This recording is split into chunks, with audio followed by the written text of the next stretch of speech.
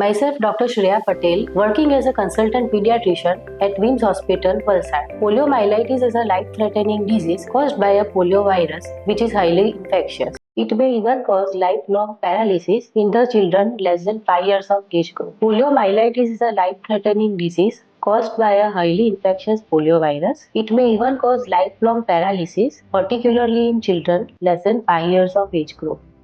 There is no cure or no treatment available for poliomyelitis.